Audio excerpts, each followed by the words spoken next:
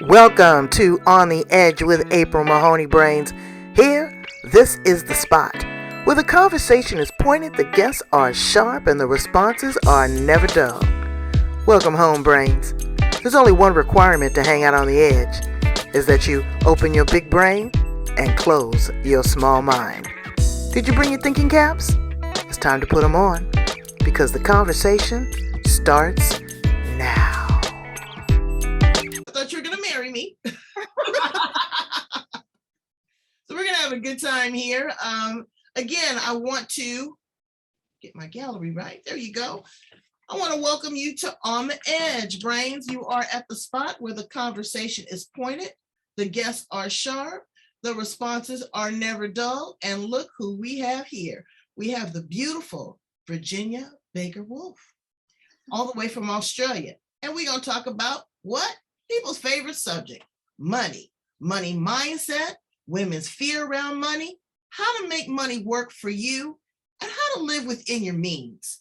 We all want to get to 6 and 7 figures. We're going to put her to the test. We're going to ask her for 1 or 2 great suggestions on how we can do that, how we can deliver, but also how do we maintain it? It's one thing to get the money. It's another thing to maintain the money. So help me welcome her to the edge, Virginia Baker Woolf. How are you, beautiful? Hello, April. Yes, I'm very well, thank you. Well, your sunglasses, they're your eyeglasses, because you have a lot like I do. They're fashion statements. Don't you agree? Right, exactly. And a good pair of sunnies or eyeglasses can take 10, 15 years off your look. That's right. And I always make them match my earrings. Look at that. You are such a fashionista. Tell us how your whole thing got started with money, of all things. Why are you fascinated with helping people grow their money? Yeah. So back in about 2015, I realized that I really didn't know anything about money. And not only did I not know anything about it, I really didn't want to know much about it. I thought it was boring, very boring. And I let my husband do everything with the money. And I realized that I felt like a bit of a dill. Now, in America, they may not know what that is. A dill is an idiot. So I felt a bit like a dill about money, because I was a very competent, resourceful woman, but I really didn't understand all of the stuff about money, and I found it boring. And I wasn't preparing properly for retirement. Now that's a few years off for me, but it needs a plan, and I didn't have a good plan. And so I started doing some reading, and at the same time, I started working with a money emotional freedom technique coach. So you know what tapping is, April? Oh, yes, absolutely. Yeah. So I started working with somebody tapping. Really? I didn't know you could tap for money. I tap for stress. I tap for anxiety or depression or pain, but I didn't know you could tap for money. You can tap for money. Wow. So I started the tapping for money, and I was reading. And as I always do, I went looking on Google for what sorts of money courses are there out there? Like, what kind of a course could I do about this? And I found one, an Australian one, and it looked good. And so I enrolled in that. And I might say that it was very good. It was really good for what it was, but it didn't touch the sides of where I was at with the issue about money. So I started doing more reading, because I did this course and I thought, yeah, but this doesn't match with what I need. So I've done it and I think it's great, but it's not what I need. So how would I get what I need? So I went looking further. I couldn't find what I needed. So I have a long professional history as a university lecturer and teacher. And I have a lot of experience designing courses and teaching courses and facilitating courses. So I thought, you know what, there's only one thing to do. Start reading properly, start doing all the research, and then write the course that you think is not out there. So that's what I did. So I kept doing the tapping. I tap nearly every day these days. I kept with the tapping, and I developed this course because it's a bit like when I want to know something, if I can't find it out there, I will create it. So that's what I did. Okay. And of course, the other bit that's important for your brains is that I'm International Coach Federation accredited, and I'm a certified money coach, certified by the Money Coaching Institute, which is in California. Okay, so let's dig deep. What is a certified money coach? Most people say a certified money coach is the one that writes the check. What do they teach you in a course like that?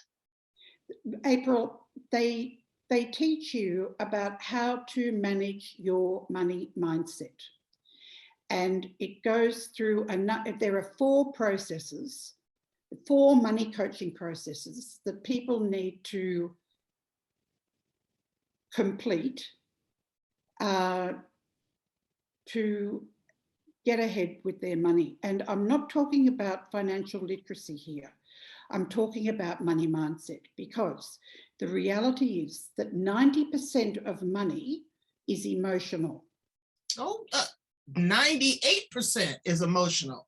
People will talk to you about their cancer before they talk to you about their money. That is exactly right, April. Nobody talks to anybody about their money. And the interesting thing for women is, the sisterhood, the sister circle, and women talk to each other about nearly everything, right? But people would prefer to talk about death than talk about money. And so women, we don't talk to each other about our money situation. And what that means is that we end up being very isolated and alone with whatever the money stuff is that's going on. So you can end up feeling very stressed and anxious, but you've got no one to talk to, unless, of course, you go and do some work with a therapist. But there's no one to talk to because there's too much taboo. So where women would normally get support from other women, we don't give each other support in regards to the money. And the sooner that women can normalize the conversation about money, the better off we'll all be. Because when women support each other, we accomplish great things together. Mm-hmm. Well, let me chime in on a couple of things that you said. Number one, there's ignorance around money. Absolutely. Okay. And we're not talking financial literacy. We're talking about just basic arithmetic sometimes. Yes, that's right. Understanding your value, understanding your worth, how to make money work for you. I just left an event. You see these beautiful flowers here? I just left an event, and it was a seminar that my girlfriend, my financial planner hosts, and it was all women. And we talked about the emotion around money. Who handled the money as you were growing up? What was your first introduction to money? Mine was, it had to be earned, but it also had to be shared. And it is a constant. It's like water. It needs to continuously flow. All right. And so the education around money is one thing. The emotion is another thing. But people get so, they get so tender because people think if you have money, well, I put it this way. I got some super, super rich friends. They don't talk about money. For what? It doesn't make them happy. It doesn't fulfill them. They can write a check for anything. They can go buy a brand new yacht and write a check. They got that kind of money, but they don't talk about it. But I look at some communities that their money determines their stature. They have to wear the designer clothes. They have to have a certain car. They have to live in a certain neighborhood. That validates them. And it's all about the dollar bill. And it's so wrong. That's so right. It's the mindset. Okay. And then the research that you've done is amazing. I went back and studied the dollars, for example, that were created by the Chinese as a form of a receipt. They could not necessarily move the cattle at that time. So they would give you this paper bill as a receipt for goods and services. They used to exchange people. They used to exchange feathers. They still, have slave labor. So money is really only as valuable as the emotion that you put behind it or the value you put on it. It devalues, it goes up and down. You look at the US currency, it's not backed by anything, no gold, no silver. Now they're doing these cryptocurrencies, all these electronic kinds of things. So when you work with your client, the first thing that you do with them, I'm sure, is to do an intake and find out what are your money blocks. And then once you establish that, then where do you go? Okay, so first off, with any client, what I do in the first instance is establish rapport, because people are not going to talk to you about their money if they don't feel safe. So the first thing is to make people feel safe. And then the next thing is to see what are the blocks and what does it really mean? And then also, how does this person feel about it? And then what we then get into are the 4 core money coaching processes. So the first process is your money story. We all have a money story. And it's a story that was written actually when we were 4, 5, and 6. And the majority of us are still living that same story. And we don't realize it. We don't realize that we're living that story. So the first money coaching core exercise to do is a money bio. And by that I mean, you have to go right back to the beginning of your life, and you have to look at every single little thing that happened to you in regards to money. And it's just going back to what you were saying a moment ago, April. It's looking at the messages, the patterns, the paradigms that were made active in your family. So we do this huge money bio, and I also have a money question workbook so that you can then drill down. So if somebody says, well, Virginia, I can write a bio, but I can't get any deeper than that. Well, that's okay. I've got a whole list of questions for you. You will get deeper than that. And then the next thing we do, which feeds into this, is we do what's called the mother-father mirror exercise. And it could also include your grandparents, and it might even include aunts and uncles. So whoever was very active in your childhood, we want to know how each one of those people managed money. How did they manage it? What did they say about it? What did they do with money? How did they earn money? What was their attitude to money? And we want to get that down about anybody who was important in this person's childhood. And then once we've got our list, let's say we've got 2 parents and a grandma and grandpa. So let's say we've got 4 people. The client then looks at what they've written down. And the question is, am I living this? Is this also my story? Is this also how I'm reacting to money? Because pounds to peanuts it is. Mm-hmm. So by the time we get to the end of those 2 exercises, we have a very, very good idea of this person's money history and what they're living. And the purpose of doing this is for them to understand the paradigms that are at work in their life. But then the challenge is to write a new story. And writing a new story actually can demand, for some people, a good deal of courage, because they have to be able to imagine themselves in a different story. Because, as I already said, most of the issues that we have with money have been developed by a 4-year-old. And we are no longer 4 years of age, mm-hmm. but we're still running the story of the 4-year-old. So we have to get that story down, and then we have to come into adulthood about what do we want? What would we like for our money story to be? And then we need to write that story. And people might say, yes, but that's not what I've got now. And I say, yes, but let's get very clear what your intentions are and your principles are, and a destination. Like where do you want to get to? And what are the steps along the way? And there's a whole thing about enjoying the process, not just the result. So I want people to enjoy both the process and the result. Enjoy the process for how much clarity you are going to develop out of doing these 2 exercises. And then the next thing we do is a money archetype quiz. There are 8 archetypes, and this is a very simple tool.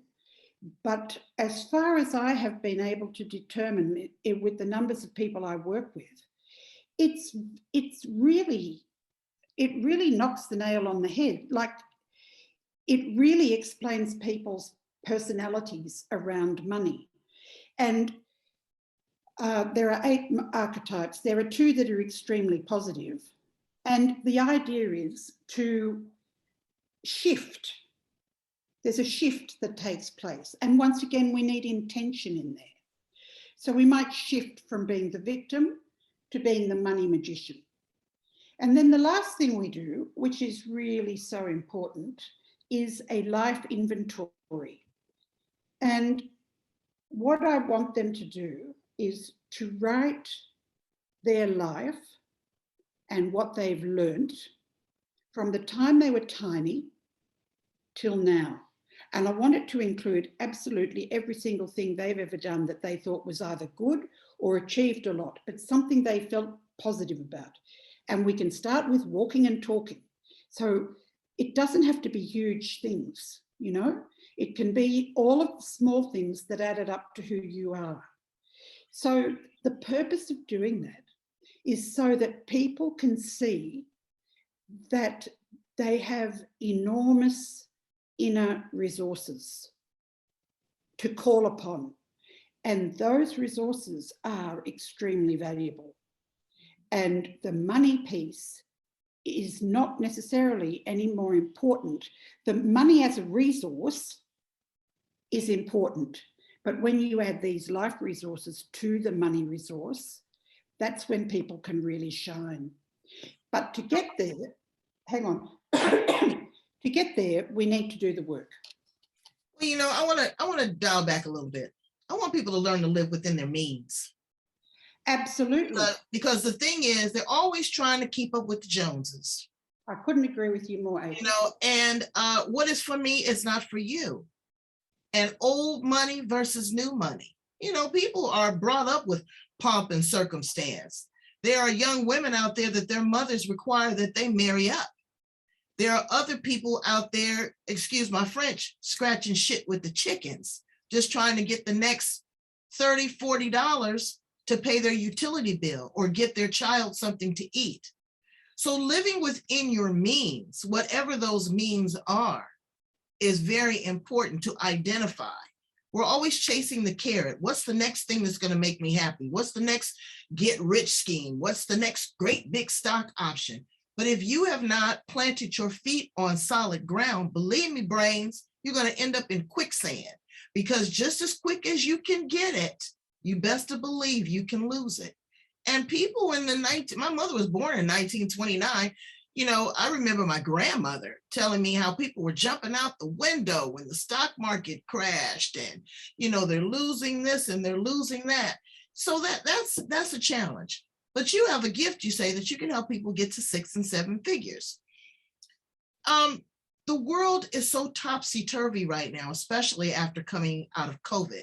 People have had to really edit and shift their careers. They've had to go into their savings. They've lost their businesses. What do you say to that person about trying to get a foothold and get back on that trajectory to 6 and 7 figures? Well, it's a very good question, April.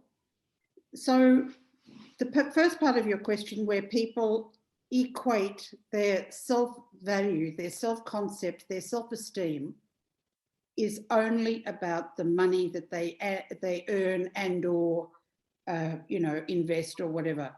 That the picture of their lifestyle and the way they live their life and the way they spend their money, and, you know, the designer clothes and the designer handbag, and their whole self value is based on this. So that's why we do the life inventory, because it's a very good idea to shift out of that thing about I am worth the same as my handbag. Well, no.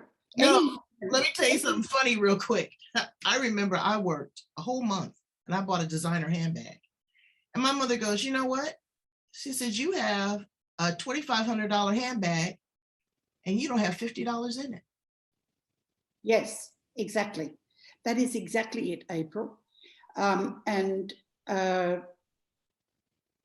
We all of us need to see ourselves as valuable above and beyond any money. The value of a human life and the value of what that human life brings to themselves and to other people to share is of far more value than the bank account balance. And the sooner people can shift into that, because what's happening is they are living with what we call a false sense of self. They're living with a false self. It's not real, because the handbag, the shoes, the neighborhood, I mean, what are you going to do if you get really, like, let's just say, for an example, if you get really sick, what is going to be important? The designer handbag, the neighborhood, the designer shoes, what are they going to be important? No, absolutely not. And if you die, and when you die, I have never seen a hearse, with all your belongings going with you. No, that's right. These are material things. The richest people in the world are the ones with a good heart and a good soul. And if you live your life like this, Brains, you see my hands are open, it's fluid. It's going to come and go. But if you're stingy and you're tight, you can't receive, nor can you give. Money is energy. Money is a fluid. It is a source. And if you get that around your head, you will live in abundance. I remember I was in some financial trouble, because we all go there. My mother made money seem like it grew on trees. Virginia, believe me. I was like the only child, and we wouldn't buy one pair of shoes. Oh, honey, we'd buy 3 and 2 and 3 outfits to go with it. And I say, can I go skating? Can I have $5? Oh, here's 20. But my stepfather, believe and trust, he could go in his pocket and he could literally feel whose face was on the bills. He was that tight. But he never had enough. They had to struggle for everything, every single thing. So I got myself in this financial trouble. And one day I had a soul meeting. I wrote my money a letter.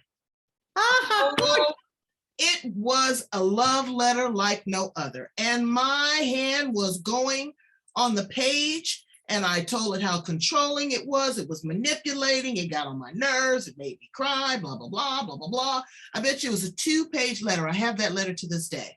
But let me tell you what happened. It was a whole mind shift, just a download, just like that. I had to turn it over, and money wrote me back, Virginia. And it said, April, why are you allowing this? Why are you allowing me to control you and manipulate you? Why are you letting me have so much power over you? I am nothing more than any other piece of paper on your desk. You stack me high. You give me all of this prestige. You sell your soul. When we get offline, I'm gonna have to tell you more about the letter. It was so intense. I cried for. It's an interesting thing, but that love letter to money is an exercise I do with my clients and in my courses. Yes, I get them to write a hatred letter to money. Like, this is what you've done to me, money. And then I get them to start writing a love letter to money. That's right. And I even ask them to go so far as to write to money every day for 30 days. Because at the end of that 30 days, they're going to have a much better relationship with money, and it'll be much more grounded and internalized after the 30 days. So it's very interesting that you did this, because this is a technique I use, and it's an excellent technique. It's an excellent technique. I mean, it's just like people that are in financial hardship. They don't want to open their mail. Brains is not going away. You get a letter from the IRS, and just because you don't open it doesn't mean you don't owe it. Face the fear, face the reality of what is going on, and it will not sting you. It won't kill you. It will awaken you. Work with brilliant people like Virginia. Grab books from the library. Have a heart-to-heart with your God and say, look, I'm tired of living like this. I'm tired of struggling, you know, and it's hard once you're in that situation, but it is not impossible. Believe me, it is not impossible. You can overcome. Now, again, I love you dearly, and I know that you are an expert at what you do, but I don't know if everybody can get to that 6 and 7 figures. I really don't. But what they can do is they can rise above from where they are. Absolutely. And going back to your question, April, about what would I say to these people? The first thing would be to get clear on their numbers. Yep. They need to be clear on their numbers. And what that means is they need to know what life is costing them per month. And they need to be very aware of what is coming in. So what's coming in, what's going out. And then the next question is, particularly in these COVID times, the next thing is, can you shave anything? Mm-hmm. So, for example, this is simple stuff. But for example, do you have a magazine subscription and you don't actually read the magazines anymore? Cancel it. Do you have 6 streaming stations of TV as well as cable? Do you need 6, or maybe you could do with 2 or 3? So this is the first thing. Or the $7 cup of coffee that you need 2 or 3 of, you know, every day. But the thing is too, is also go back and look at, I know during COVID, I couldn't believe this. The gym was not charging me once, but twice a month because they had, they had automatic debit. I wasn't even thinking about that until I got the bill all of a sudden. You know, you can go back and you can check your interest rates. That's right. Or you can freeze credit cards or reduce the amount of credit cards that you're working with people, or a shop for a better rate. Go in and say, hey, look, you know, renegotiate your home loan. This is the perfect time. There's a lot of cost savings, but you've got to be able to do the work. And like I said, Virginia is a magician at what she does. But if you don't show up and be the rabbit inside that hat, nothing's going to pop up. Wouldn't you agree? You got to do the work. You got to do the work. And then the other few things, April, that I'd say is shave wherever you can, but know your numbers. Mm-hmm. And then I would say, have a look, just write down what you think your story is. Write down what your mother felt about money, what your father felt, and how can you flip that? Mm-hmm. So if people can sort out the various beliefs they have about money that are negative, and then flip them. You have to flip it and reframe it. Mm-hmm. And the other thing that's really important is, what could they do to bring in some more money? Like if they're struggling, what could they do to bring in more money? That's right. So, I mean, the answers to that are various. So you can sell stuff that you've got. You can declutter, and you can look at yourself and say, what skills do I have that I might be able to teach somebody? Because online learning at the moment is a huge industry. Mm-hmm. And what could I do to teach somebody? And if I don't have the money to set any of that up, how could I start doing that? And this is why that life inventory is so very, very, very important. It raises people's self-esteem and self-confidence so they can look at it and say, I'm the best cheesemaker in the world, cheesecake maker. I'm the best cheesecake maker there is. Okay, good. Start selling your cheesecake. That's right. You know?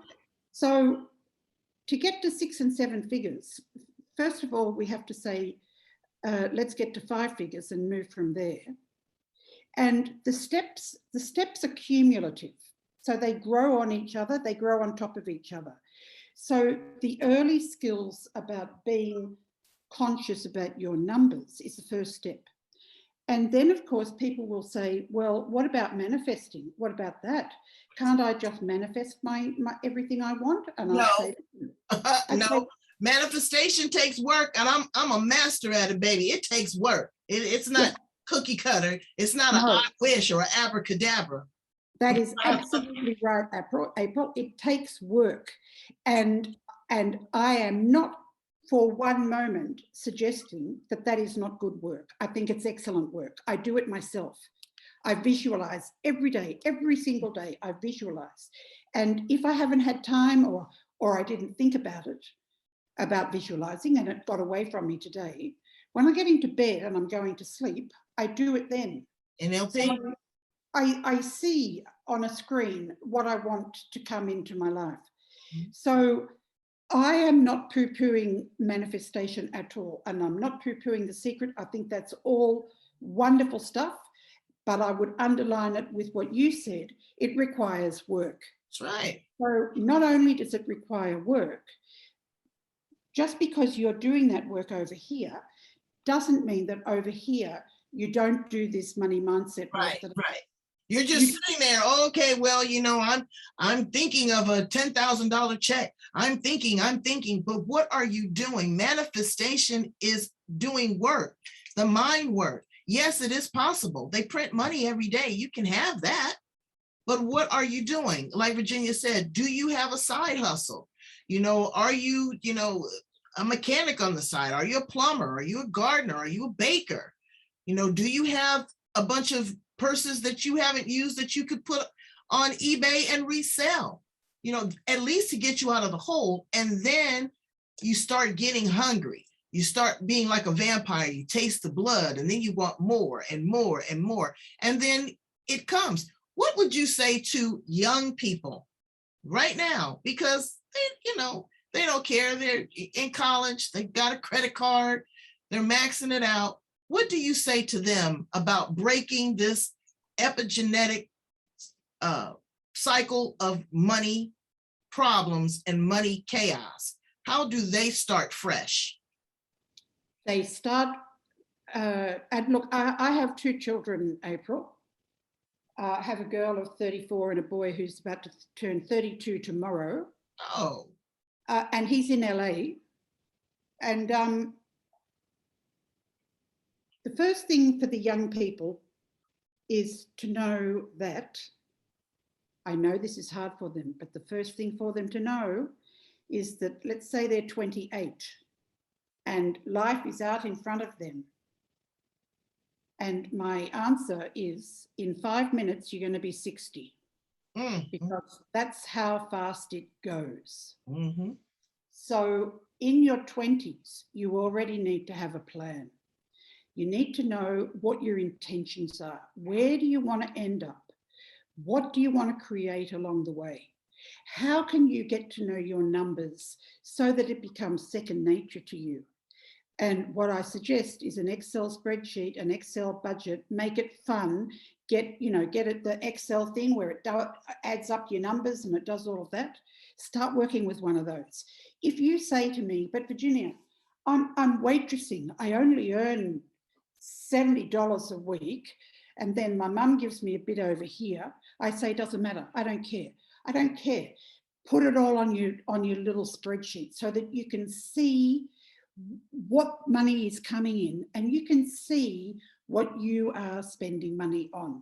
Now, I've got a young person who I've worked with, and she's a niece of mine, and so she's like 30-ish.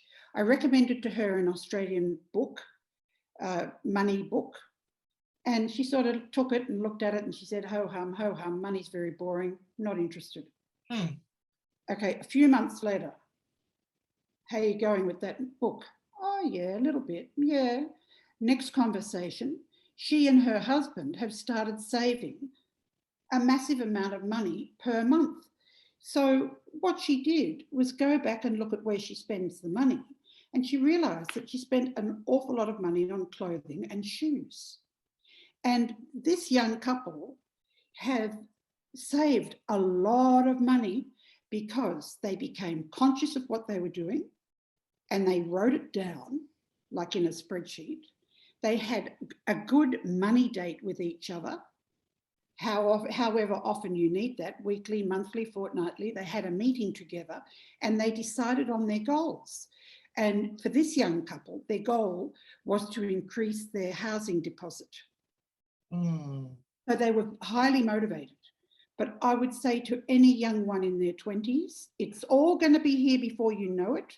You're going to have kids that you want to spend money on before you know it.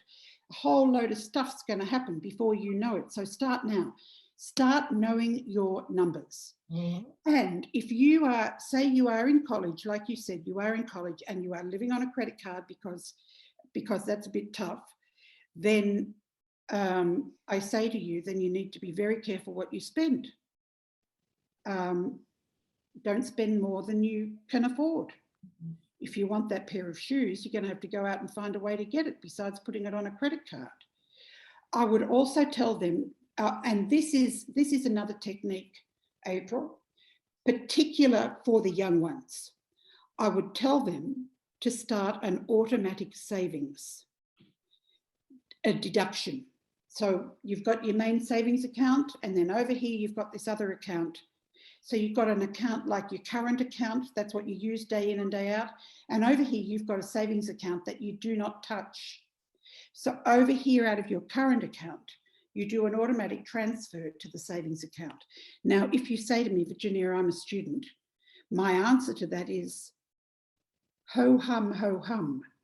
You need to do this regardless. So I don't care if you only save $10 a month. It's about your mindset. It's not about the amount of money. So if you're earning a lot more money, you can decide on what that salary deduction might be. But if you don't have the money to save, because that's what some people will say, but I don't have money to save. I say, yes, you've got $10. Stop having that coffee and make it an automatic savings, because what that does for their mindset is help them feel that they are taking responsibility, that they are taking some control. They are changing their self-concept in regards to managing money. And the idea is, if they're in college, they're young, they're not earning very much, they don't have very much. You start this kind of pattern, it's a pattern. You start this kind of pattern, and by the time they get to the point where they are earning money, they've already got this habit. It's like developing a habit. It is a habit, it's an ugly habit. But another thing I want you to consider too, Brains, is your credit, okay? Your credit is a form of currency. Your word is your bond. If you borrow from an institution or an individual and you don't pay it back, you lack integrity. Karma, it's going to come back to haunt you. Look at your credit. Sometimes you can have excellent credit and be trustworthy and get the things that you want. That could leverage you into a business opportunity. You are showing that you're trustworthy. Do you know that your credit report here in the United States can hold you back from being promoted or getting a job? Just by having bad credit. That's by not paying your bills. That is a part of the cycle. It is a part of your responsibility. It is a part of that churning of the machine. You know, have you ever pulled a chain and had a link in the chain and then all of a sudden the chain broke? You know, you have to really be aware of what you're doing. Be cautious, loaning people money, putting your name up for them on your credit report, you know, the disrespect of your parents. You know, your parents, you're in college and they'll give you anything, but you know, they're paying that tuition too, and you're just charging and running amok. You have to understand what this is. This is setting up a lifelong, as you say, pattern. So tell us a little bit about the courses that you're offering now to people to really kind of get them on the right, on the right footing. Track, yeah. Okay, so the course that I'm launching today, well, which I've been launching over the last, week or so, but today it'll be final. That's a 6-module course, and we cover those 4 key money coaching techniques. So we go through that. So module 1 is all about your money story, and it includes all of the exercises that I spoke with you about. The second part of it is the module 2 is about getting to know your money self. Who is your money self? So we do 2 quizzes. One quiz is about your money archetype, and the other quiz is about your values. How do you align your money with your values? And there's a quiz for that.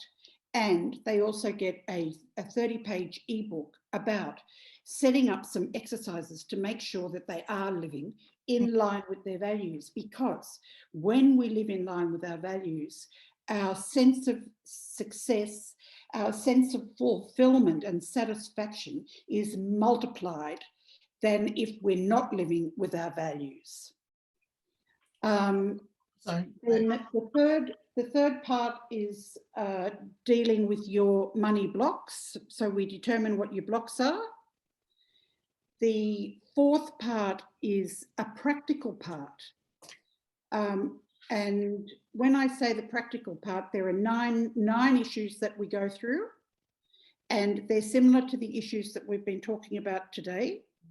And one that I think is really important for the ladies who are running a side hustle is, do they know what their time is worth? Because let me tell you, I would say a majority of freelancers and side hustlers do not actually know what their time is worth. I know. So, so I've got an exercise in there, a completely, numbered 1, 2, 3 step thing for finding out what your time is worth per hour. So somebody will say, for example, I'm charging $150 as a freelancer. And then I ask them how much are they going to earn per month. So then we know the number of hours they need to work.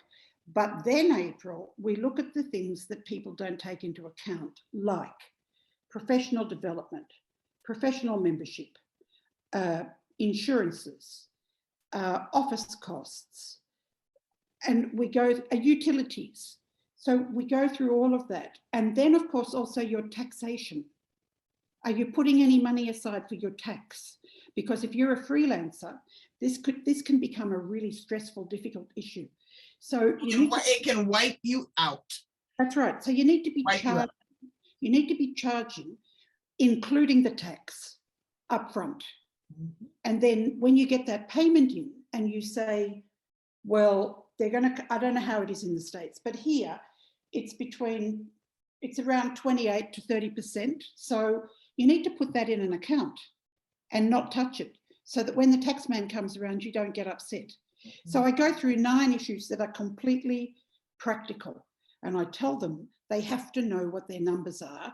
And I also give them the Excel spreadsheet that I like the best. I like it the best because of the categories, and it's so clear and it's so easy to operate. Because one of the things, the young ones don't have any trouble with an Excel spreadsheet, but people find money boring. But if you've got something you can just fill in and play with the numbers, you can make it into a game.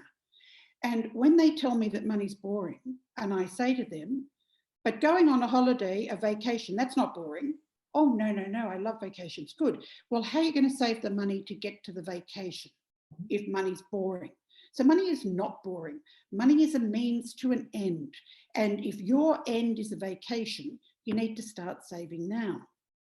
And then the fifth, so that's 9 topics that are completely practical. Mm-hmm. And then in module 5, I go through some stress busting techniques, because women, the great majority of women, have tremendous anxiety about money. And when you said not opening the mail, that is very common. Not looking at bank statements is very common. So for women to be able to work with this, we have to have a method to soothe ourselves. Mm-hmm. So module 5 is the 3-step circuit breaker. So when you're doing some of this work, you need a circuit breaker. So say you're writing something in your money biography and you find it quite distressing. You realize you know, you realize a few things about your story and it's distressing and you're feeling a little bit upset or, you know, flighty, then you want to do one of these stress busting techniques. They're not hard, they're easy as apple pie, and you don't have to spend any money on them either. And then module 6 is a wrap up of everything. And I make sure that they can reframe any negative beliefs, that they have a system, a technique to reframe. So if I say, for example, if I say, I can't afford that handbag, right? Or no, let's choose a different one. Somebody says I'm mean with money. I won't lend them money because I'm mean with money. Okay, fair enough. That's what they think. And then I can say to myself, is that really true? Am I mean with money? Where's the evidence? No, I am not mean with money. So this person says I am. I know for a fact I'm not. So then you create a reframing belief, and that would be, I am generous with money and I use it wisely. It may not be wise to lend this person money. So I am generous with money. I can be generous, but I will look at the issue and I will decide from a point of wisdom and generosity. So I'm not mean. No, they can think whatever they like. But what we want is the person to have their own belief system, that they can flip it. Because, April, what we all do, me included, I include myself in all of this, but me included, is that we repeat to ourselves in our head the negative thing that somebody has dumped on us. So this one says I'm mean. So I go around thinking, oh my God, I'm mean. No, reframe it. There's no evidence for that. It's a guilt trip. It's a guilt trip. It's a guilt trip, and it's a form of manipulation so that the other person can get your money. That's right. so that they can get what they own. But you know, me and my husband have this philosophy: we don't borrow and we don't loan. No, if someone is, you know, in need, and if there's something that I can do within my boundaries, I'll help you out. But you best believe that if you don't pay back when you say you're going to pay back, there's an issue.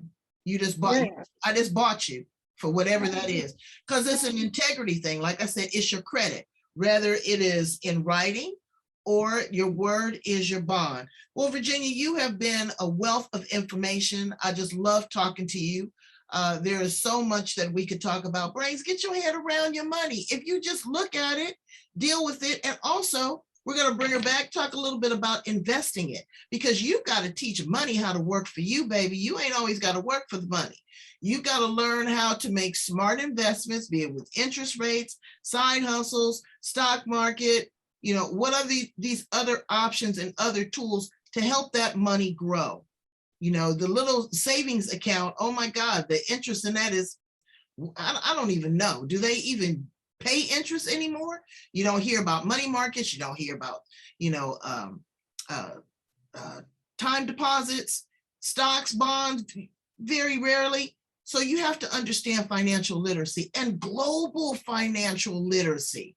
You know, the money may not be in Australia. It may not be in the US. You might be able to invest in different countries, different currencies. Teach your children about world currency.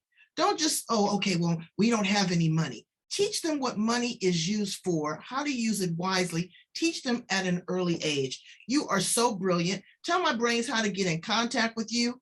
Brains, again, check her out. Go in, sign up for her course. She's got a course that she's running now. She's cut the rate to enable you to be able to afford it so that you can start, you know, on the good foot and get yourself together so that you can be rich. Tell them how to get in contact with you, Miss Virginia.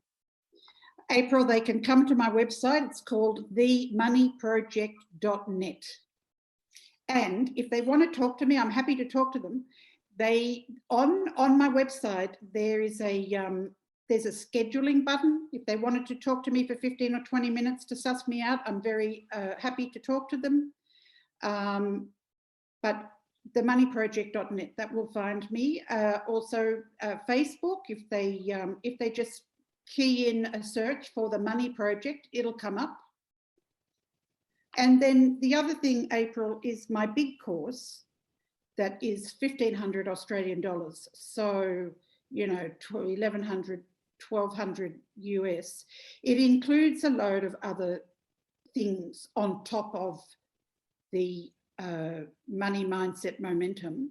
And it includes things like dealing with the syndromes. There are 3 syndromes that have an inordinate impact on women. Prince Charming is still active. The bag lady, many women have the bag lady in their head. I had the bag lady in my head. And imposter syndrome. So we deal with those 3 syndromes, and then we deal with things like under-earning, overspending, being enough. So it goes into some more personal development issues. And so we're working with those personal development issues through the topic of money. But those personal development issues will affect every part of a person's life. That's right. That's right. And if you get it in alignment, believe me, it's like strategic planning. When I manifest, Brains, I already see the income of the outcome.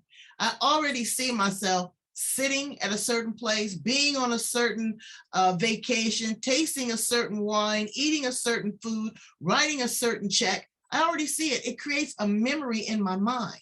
So if there's a memory, there's something to look back on.